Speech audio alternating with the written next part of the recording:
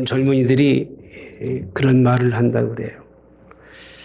마음은 조금 이렇게 거칠어도 별로 뭐 잘하는 건 없어도 얼굴만 이쁘면 된다고 합니다. 얼굴만 이쁘면 다 용서가 된다는 말을 제가 들으면서 참 신앙도 그렇게 하지 않는가 이렇게 생각을 합니다. 하나님의 독특함, 탁월한, 뛰어남은 잘 이해를 안 해요. 그 하나님이 옆에 계신데도 잘 못 만나보는데 자기가 독특하고 자기가 뛰어난 것은 그 뛰어난 한 가지 때문에 다 용서가 되고 다 이해가 되는 삶을 살아가는 우리의 모습이 아닐까 이런 생각을 가져봅니다. 여러분, 하나님은 뛰어나셔야 되고요. 하나님은 독특하셔야 돼요. 할렐루야. 하나님 그분은 위대하시면서 우리의 모든 분이 하나님이신 거예요.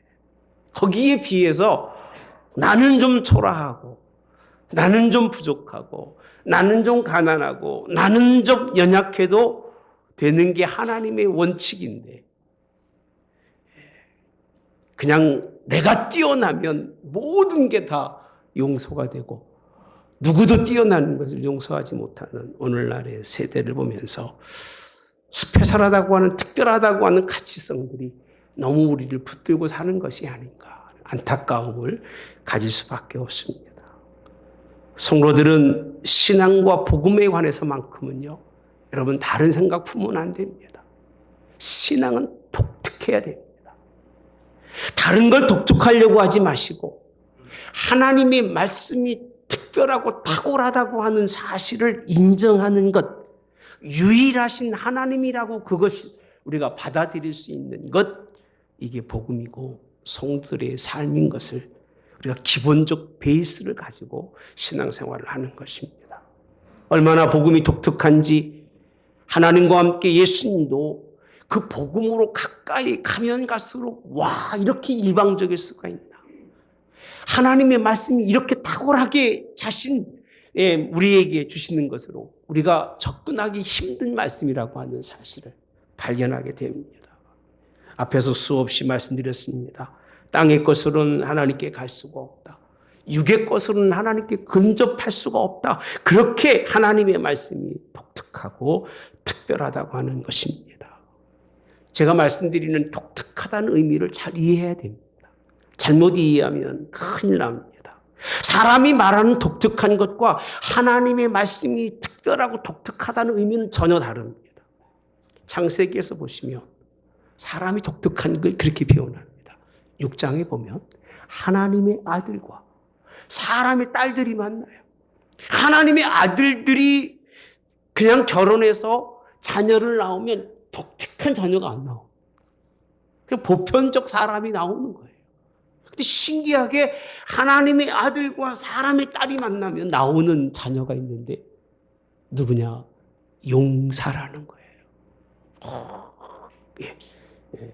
뭐 많잖아요. 막 이래가지고 쇠망치 들고 다니는 용사. 네피림한 사람들이 나오는데요. 여러분, 용사가 누구고 네피림한 사람이 누구냐면 세상을 하나로 묶을 수 있을 만큼 탁월한 사람. 하나님의 사냥꾼이라고 하는 이름을 가질 것만큼 힘을 가지고 있고 정권을 가지고 있고 군사력을 가지고 보유한 그런 세상을 통합할 수 있을 만한 사람이 성경에서 나오는데 누굴 통해서 나오느냐면 믿음의 사람들의 하나님의 아들들과 믿지 않는 세상의 딸들과 결합했을 때 나오는 자녀들이 그렇습니다. 그뿐만 그런 게 아니라 그들의 자녀들이 이제는 뭐를 세워가느냐 하면 바벨이라는 바벨탑을 노아 홍수 이후에는요 바벨탑을 세우는데 바벨을 세워서 하나님까지 닿을 수 있도록 한번 만들어 보자. 얼마나 많은 과학이고 얼마나 거기에 필요한 것이 수학이며 통계학이 있는지 모릅니다. 그 지혜라는 겁니다. 지혜가 탁월하고 특별해서 하나님 앞에까지 올라갈 수 있는 사람들을 뭐라고 표현하느냐 하면 하나님의 사람과 딸들이 만난 사람들, 아마 여러분도 그런 사람 나오면 되게 좋아할지도 모르겠습니다. 특별한 자녀가 되게 하시고 특별한 사람이 되게 하시고 여러분 별 의미 없습니다. 예, 한국의 특별한 사람들이 결과를 보면 참 비참하잖아요. 예, 그렇게 호령한 사람들이 나이 먹어서 그 자녀들을 보면 저렇게까지 특별하게 살 필요가 있을까? 저는 그냥 내 가족과 여러분들과 함께 자녀와 함께 살아가는 이 삶이 가장 행복한 삶이고 하나님이 특별하시기 때문에 그 은혜로 사는 것이 우리에게 그 은혜인 걸 믿으시기를 주님의 이름으로 원합니다.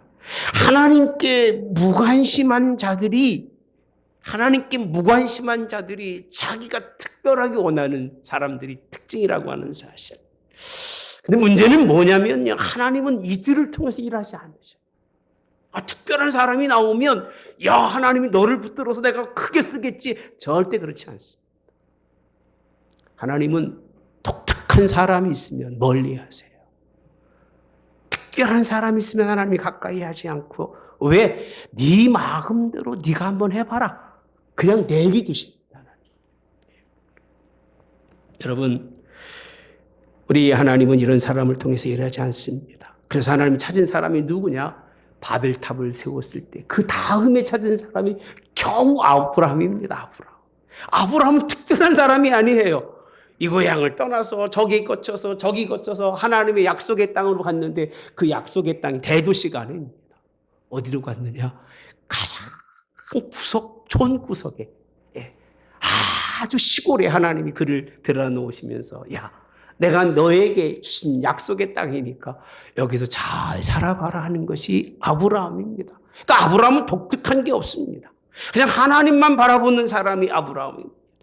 그저 명령하시면 또 찾아가고 명령하시면 또 가고 또 가면서 인생의 삶의 대부분을 하나님 찾아다니느라 길 헤맸던 사람이 아브라함이에요. 하나님이 그를 통해서 하나님의 세계를 이어가는 걸 보면 독특하신 분은 하나님이지만 사람이 독특한 것을 하나님이 원치 않으시는데 모세를 보면 모세는 40년 동안 왕국의 삶을 살아갑니다.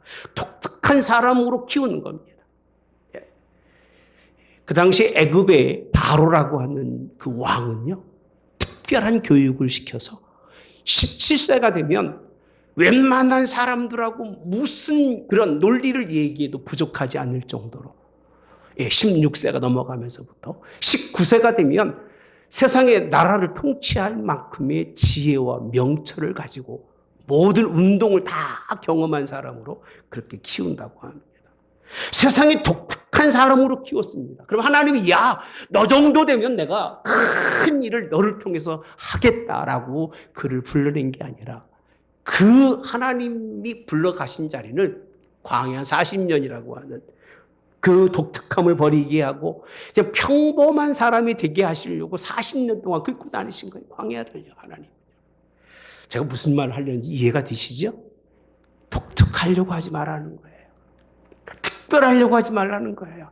우리에게는 특별하신 하나님이 계시다는 거예요. 할렐루야. 그 하나님을 바라보고 사는 게 얼마나 인생의 큰 은혜인지. 여러분 훈련하셨습니다. 버리는 훈련 시킨 거예요. 버리는 훈련 시킨 후에 40년을 하나님이 그를 쓰셨는데 40년의 모세가 쓰여진 것은 자기는 없어요. 나는 없어요. 애굽에서의 것도 없고 광야에서의 고생도 없고 오직 40년은 하나님의 명령과 말씀에 따라서 하나님께 쓰여진 사람이 누구냐? 모세입니다. 여러분 하나님이 독특하신 것처럼 하나님이 원하시는 독특한 사람이 누구냐라고 했을 때 여러분의 시각하고 달라요. 제가 분명히 말씀드립니다마는 하나님은요 독특한 신앙인을 찾으셔요.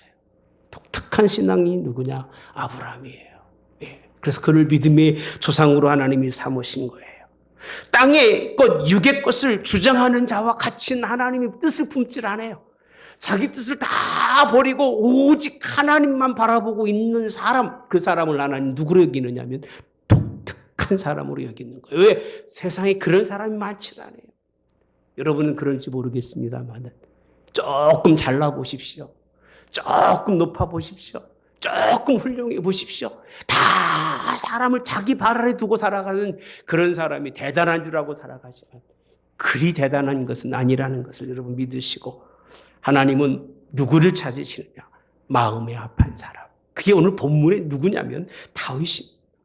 왜 그렇게 다윗을 독특한 사람으로 하나님이 보고 계신가?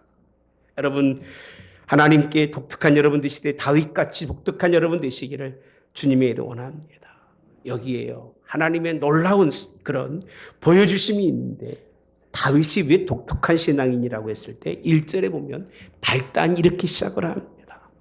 하나님이요, 이렇게 하나님이 일어나시니, 하나님이 일어나시니. 여러분, 신앙의 시작 자체가 무엇을 볼 수 있느냐면 하나님을 뵙는 거예요. 아니, 시작 자체가 다윗의 시편 시작이 하나님이 일어나시니라고 하는 일어나신 하나님을 보고 있다는 얘기는 지금까지 하나님은 앉아 계신다는 거예요.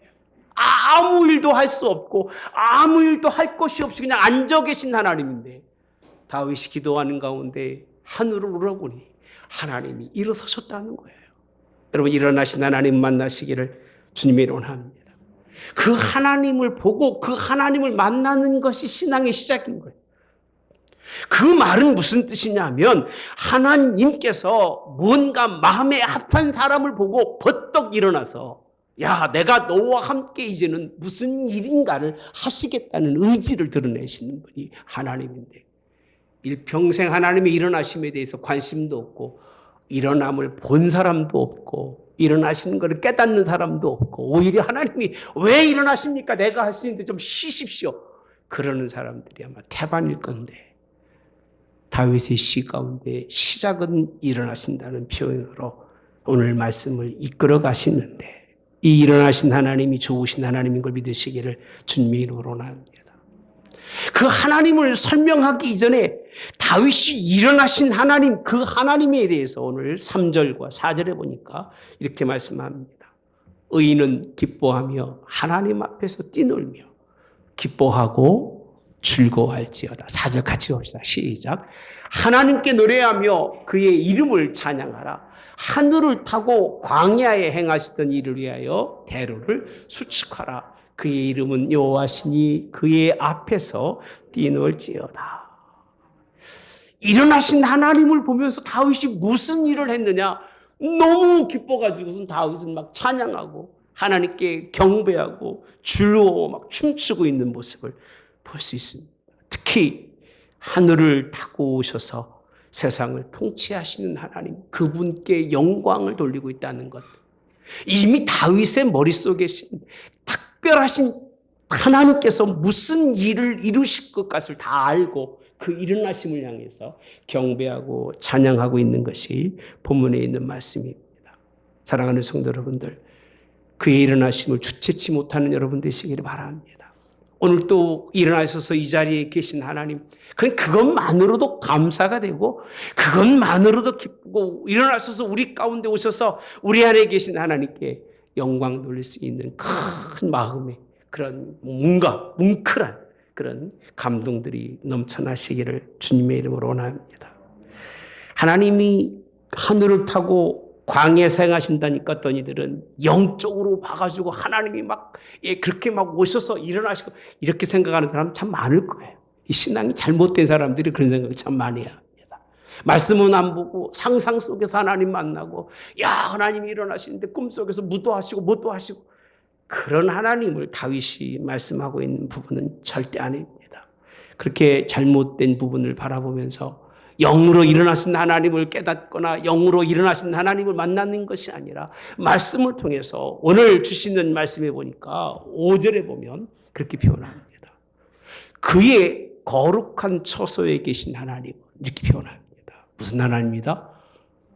고아의 아버지시며 과부의 재판장이시라. 여러분 잘 봅시다. 하나님이 독특하고 크신 하나님이 이유가 왜 다윗은 그렇게 보았느냐면, 하나님이 일어나셨는데 거룩한 처소에 계신 하나님이 바라보는 사람은 누구냐? 고아와 과부라는 거예요. 여러분, 이 땅에 고아와 과부를 굳이 돌보려고 하겠습니까? 빠른 인권 얘기하고 뭐 약한 사람, 가난한 사람 얘기하지만 지 앞에 먹을 거 있으면 다 훑어먹는 게 사람이잖아요. 그죠? 낙타까지 다 훑어먹고 뭐만 걸러 먹어요? 여러분 잘 모르나 보다. 예? 낙타까지 다 훑어먹고 걸러내는 건 뭐만 걸러낸다고요? 하루살기 목에 걸린 것처럼 막 킥킥거리면서 아무것도 안 먹은 것처럼 얘기하잖아요. 그게 우리 독특한 사람들의 특징이에요, 여러분. 믿음의 사람들이 그런 삶을 살아서는 안 된다는 얘기입니다. 신앙의 사람들은 그런 삶을 살아서는 안 돼요. 왜? 다윗이 바라볼 때 하나님이 왜 특별하신 하나님이냐면 아무도 관심이 없는, 아무도 상관하지 않는 고아와 과부를 바라보시면서 하나님이 일어나셨다는 거예요. 하늘을 타고 이 땅의 광야에서 큰 일을 행하셨는데 그 대상이 누구냐? 고아와 과부라는 거예요. 고아의 누가 되신다고요? 아버지래요. 할렐루야. 고아의 아버지가 얼마나 소중하겠습니까? 아버지 없어 보진 않았잖아요. 우리는 그 마음을 모를 거예요. 과부가 얼마나 많은 어려움을 당하고 외로움을 당하고 억울한 일을 많이 당하겠습니까? 그 일을 해결하신 분이 누구라고요? 하나님이신 거예요. 거룩한 처소에 계신 하나님이 얼마나 공의로우시며 거룩한 처소에 계신 하나님이 얼마나 정의로우신 분인지 이 세상에 누가 정의롭고 이 세상에 누가 공의로울까? 여러분 사람에게서 공의와 정의를 찾지 마십시오. 그냥 있는 척하고 살아가는 거지 사람의 마음속에 가지고 있는 정의와 공의가 얼마나 편협적인 것이 편협적 정의가 있습니까? 예. 여러분 그런 건 없습니다. 배타적 여러분 정의라는 얘기 공의라는 얘기 들어보셨습니까? 그런 건 없습니다. 예. 하나님 앞에 오늘 또 독특하신 하나님 그 일하신 하나님을 만나면서 그를 누구라고 표현하느냐면 오늘 3절에 이렇게 다시 한번 봅시다. 3절에 있는 말씀 시작.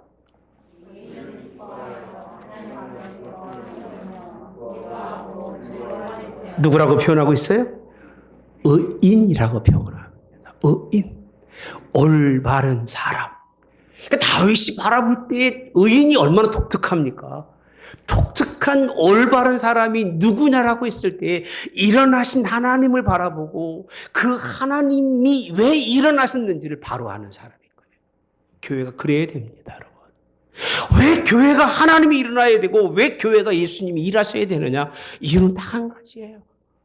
여러분들보다 어렵고 힘든 사람들에게 힘이 되시는 하나님.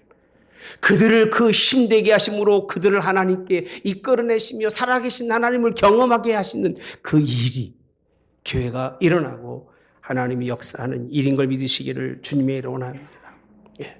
저는 여러분 타고난 하나님의 백성들 되시되 다윗처럼 위대하신 하나님을 바라보는 의인으로서의 정말 탁월한 여러분 되시기를 주님의 이름으로 원합니다.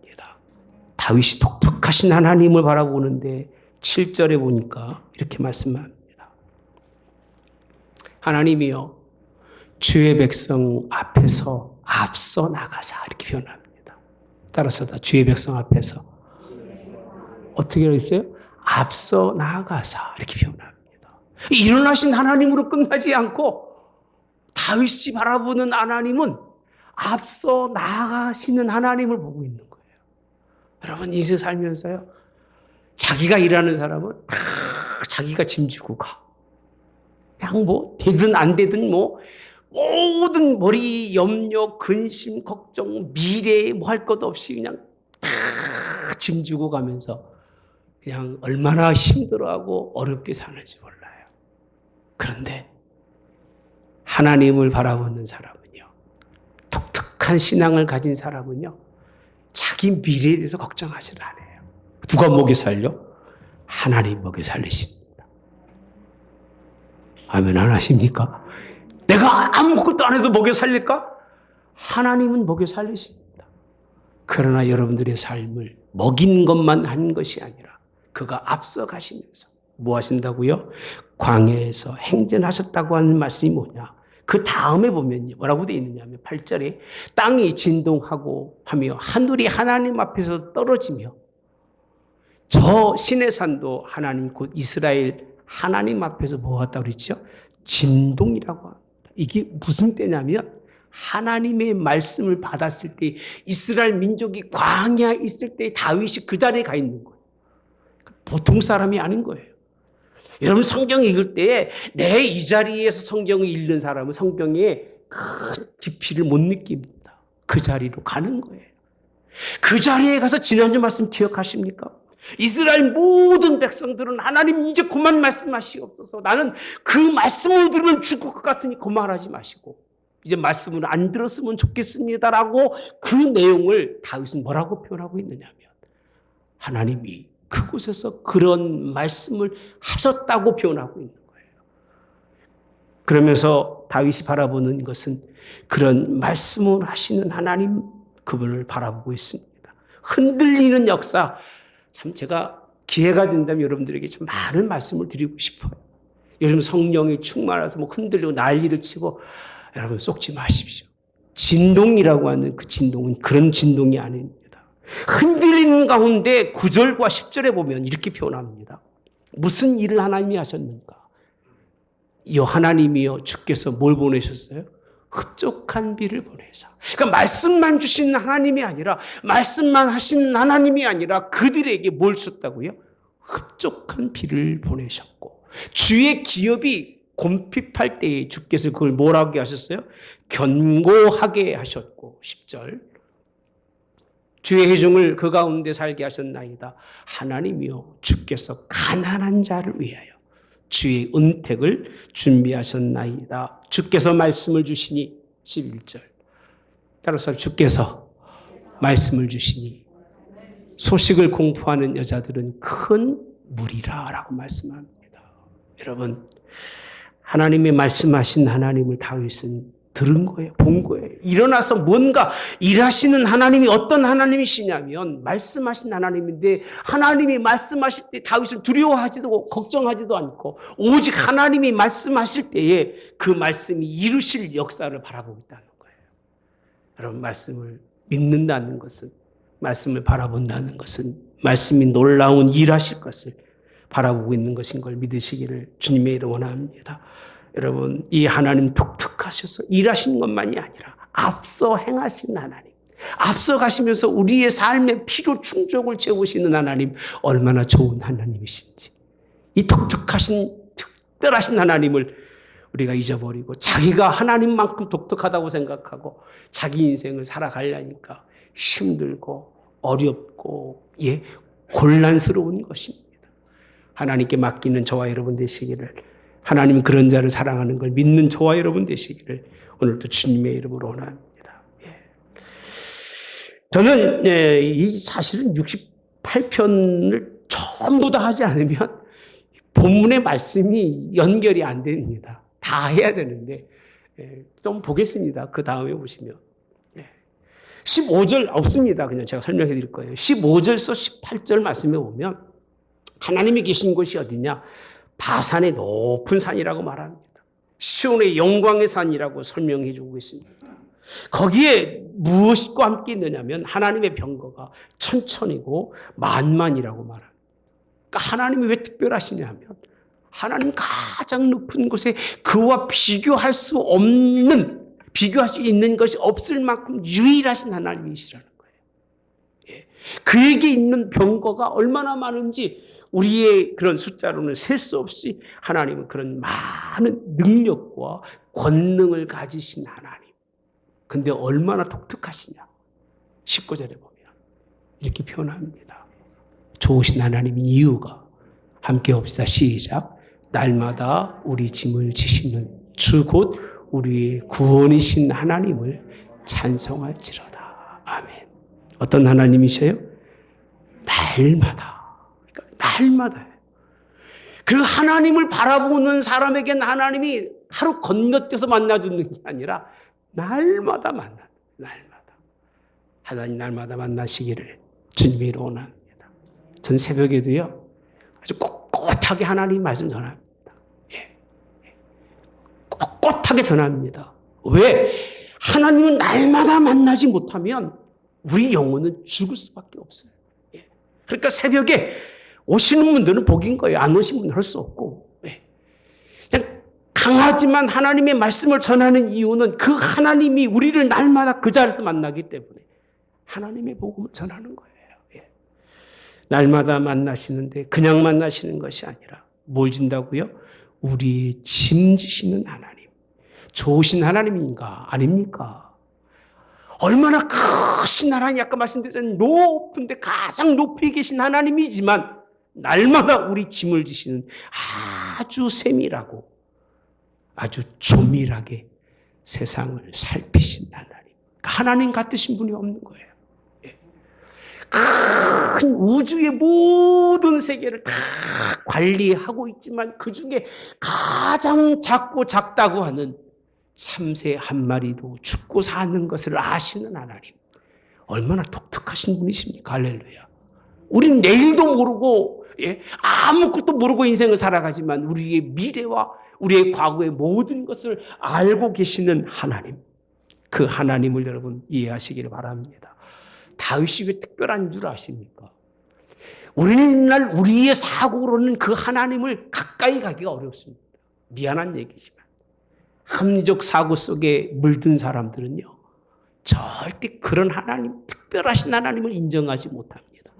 유물사관에 가득 잡혀있는 사람들, 꼭 눈으로 봐야 믿는 사람들에게 이런 하나님을 아무리 설명해도 이해를 못합니다. 그러나 다윗은 그 하나님을 만나고 그 특별하게 하나님을 오늘 또 바라보는데 20절에 보니까 이렇게 표현합니다. 하나님은 우리에게 누구의 하나님이다? 구원의 하나님이시라. 어디에서? 사망에서 벗어남은 주 여호와로 말미암았거니와. 다 보고 있는 거예요. 다 보이시죠. 하나님을 그 한편의 시편 속에 그 하나님이 어떤 하나님인지, 얼마나 특별하고 나의 인생이 독특한 하나님인지를 고백하고 있는 거예요. 듣는 하나님이 기분 좋을까 안 좋을까요? 예? 이렇게 고백해 보셨어요? 이런 하나님에 대해서 한번 써보셨습니까, 여러분? 인생 살면서 이런 하나님이 누구인지, 내 삶에 어떤 일을 행하셨는지 한번 돌이켜 보셨냐, 그 얘기예요. 한 번도 그런 사람이 아마 없지 않을까. 훌륭한 신학자, 철학자 할 것 없이 다 알고 보면 깊은 돌팔입니다. 예. 독특한 하나님을 알지 못하고 하나님의 말씀과 자기 사상과 연결해서 하나의 논리를 만들어내는 것이 하나님이 얼마나 기분 나빠하는지를 몰라요. 사람들이. 자기가 대단하다고 자기 주장하지만 자식들이 아무리 대단하더라도 아버지는 다 경험하기 때문에 대충 압니다. 그래 너 잘났다 끝나는 거예요. 그냥 너 네 마음대로 한번 해봐라 그러는 거예요. 하나님도 똑같습니다, 여러분. 예. 무거운 짐 지시고 우리의 구원을 위해서 날마다 우리 가운데 오시는 하나님. 할렐루야. 21절에 보면 그의 원수들의 머리 곧 죄를 짓고 다니는 자의 정수리는 하나님이 쳐서 뭐한다?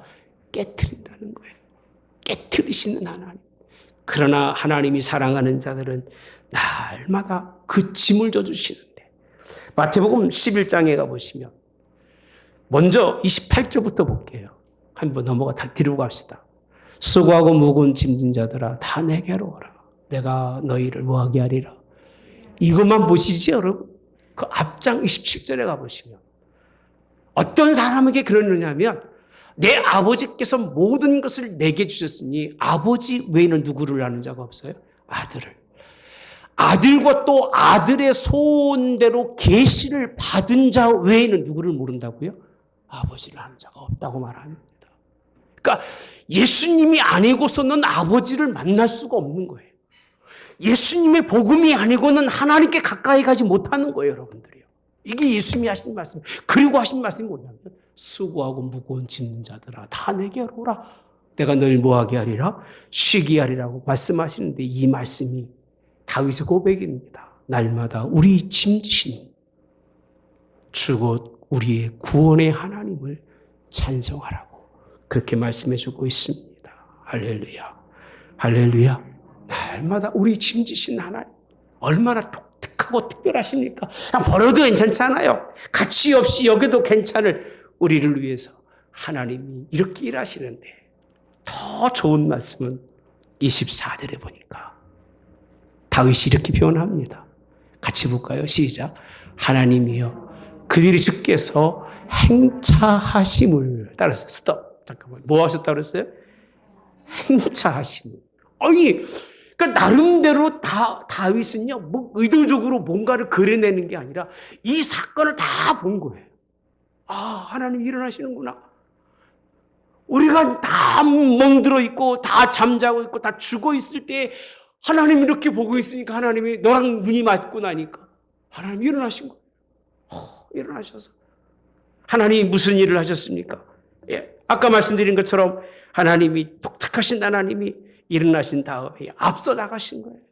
앞서 나가시면서 구원을 이루시고 이제는 그 표현을 뭐라고 되어 있냐면 행차라고 말씀하십니다. 행차하심을 보았으니 곧 나의 하나님 나의 왕의 성소로 뭐 하시는 것이다? 행차하시는 것이다. 다윗은 어디를 보고 있느냐면요. 가장 높은 하나님이 계시는 그 나라, 그 나라로 행차하신 이 땅에 오셨다가 다시 그리로 가시는 그것을 보고 있는 다윗이 얼마나 영적으로 큰 하나님 앞에 큰 사람인지를 뭐 기도 좀 한다고 보는 그런 개념은 아닙니다. 여러분 그렇게 생각하지 마십시오. 성경 아니고 그런 사람은 정말 우상보다 더 나쁜 사람들입니다. 예, 그런 건 아니고 여기서 말씀이라고 하는 것은 행차하신다고 하시는 하나님의 성소로 가신다고 하시는 사실은 다윗이 바라보는 것이 어디 중심이냐? 왕의 성소의 중심의 삶이 그에게 있다는 거예요. 예. 다윗은요, 하나님은 너무 사랑합니다. 근데 하나님 나라는 자기 육신으로는 도저히 갈 수가 없으니까 그의 모든 관심이 어디에 있었다고요? 성소에 있었어요. 어떻게 하든 하나님의 성전을 짓고 어떻게 하든 하나님의 성전에서 예배하는 자가 되고 어떻게 하든 하나님의 성전에서 하나님의 말씀을 듣는 자가 되고 그게 소원인 거예요. 큰 소원 중에 하나가 뭐예요? 성소가 있다고 생각하고 그 주변에서 뭘 짓고 살아요? 집 짓고 살아가는 새를 바라보면서 그렇게 부러워합니다. 나는 언제 하나님의 집에서 저렇게 편안하게 있을 수 있을까? 집도 못 졌으니까 하는 얘기입니다. 우리 교회에 있는 거 감사하시기를 주님의 원합니다. 교회 중심의 인생의 삶을 사는 게 얼마나 큰 복인지를 다윗은 고백하고 있는데 나의 왕이 성소로 행차하시는 것 그거를 보고 있다는 거예요. 누구도 보고 있느냐? 그들도 보고 있다는 거예요. 그들이라고 하는 이스라엘 백성들이 그들이 하나님의 행차하시는 것만 보고 있었지 하나님이 일어나시는 것과 앞서가셔서 일하는 건 보지 못하고 그냥 성소에 계신 하나님만 보고 믿었던 그들은 하나님이 특별한 이유가 없는 거예요. 오늘도 많은 사람들이 교회 오면서 교회 가면 하나님이 계시지 나 하나님 만나러 갈 거야. 그렇게 만나러 오는 사람은 특별한 신앙이 될 수가 없어요. 내가 일어나기까지 일어서시는 하나님 그리고 우리가 이 자리에 오기까지 우리의 삶 속에 오셔서 우리의 삶을 인도하시고 날마다 우리의 짐을 대신 지시면서 우리의 삶을 이끌어 가신 하나님 그 하나님만이 독특하시고 우리에게 특별한 하나님인 걸 고백하는 여러분 되시기를 주님의 이름으로 원합니다. 저는 이 말씀을 준비하면서 굉장히 위로가 되더라고요. 뭐가 위로가 되느냐? 이 하나님이 나의 하나님이라고 생각하니까 너무 위로가 되는 거예요. 감사가 되는 거예요. 그러니까 내가 독특하지 못해도 상관이 없는 거예요. 왜? 백그라운드가 크신 분이 계시니까. 그분이 나와 함께 하시니까 나는 그냥 부족해도 상관이 없는 거고 연약해도 상관이 없는 거예요. 왜? 그분이 나를 인도해 가시기 때문에 여러분 독특한 믿음을 가지시기를 주님이 원합니다. 그것이 그가 계신 그 나라 왕의 성소를 바라볼 수 있는 그곳에서 하나님이 말씀하시는 기회와 특별히 그의 복음이 우리의 삶을 이끌어 가신다는 것을 믿고 바라볼 수 있는 것. 그것이 우리의 신앙이 되기를 주님의 원합니다. 전 이 시대에는 독특한 믿음이 아니면 이런 믿음의 생활을 할 수가 없다고 봅니다. 여러분들이 특별하시고 독특한 하나님을 바라보지 못한다면 여러분들은 그냥 인생 예수님과 더불어 사는 것처럼 살다가 끝나는 거예요. 특별한 믿음을 가지시기를 주님의 원합니다. 그 하나님을 바라보시고 그 하나님께 정말 찬양할 수 있으시되 25절에 보면 이렇게 표현합니다. 여기도 여자들이더라고요. 속옷치는 소녀들 중에 노래 부르는 자들이 앞서고 악기를 연주하는 자들은 뒤따르리라 이렇게 말씀하는데 두 가운데가 있더라고요. 11절 주께서 말씀하시니 주의 소식을 공포하는 여자들은 큰 무리더라라는 말씀이 있습니다. 전 이 부분에 대해서는 잘 모르겠습니다만 분명한 건 우리에게 오늘 또 하나님을 찬양하는 사람들 돼. 정말 어떤 가운데서 찬양하느냐. 특별한 하나님을 만나고 그분께 영광 돌리기 위해서 하나님 기뻐하고 즐거워하고 속옷치며 춤추며 찬양하시기 바랍니다. 그 특별한 하나님을 만나지 않고 춤추는 것은 우상해야 하는 것이고요. 그 특별하지 않는 하나님을 만나지 못하고 노래하는 건 그냥 자기 자랑하는 거예요. 장기 자랑하는 거예요. 여러분 그렇게 하지 마시고 모든 사상과 모든 것을 하나님께만 드릴 수 있는 여러분 되시기를 주님의 이름으로 합니다. 가공할 만한 위엄과 절대적인 주권을 가지고 계심에도 불구하고 일어서시는 하나님. 말씀만 하셔도 됐음에도 불구하고 혹이 우리가 못 알아볼까 봐 일어서시며 손을 흔드시는 하나님. 할렐루야. 좋으신 하나님이십니다. 그만이 아니라 오늘 은혜의 성소에 계셔서 아주 작은 자까지 돌보시면서 그 한 사람 한 사람에게 힘주시며 구원을 이끌어내신 하나님이 얼마나 특별하신 하나님이냐 그 얘기예요.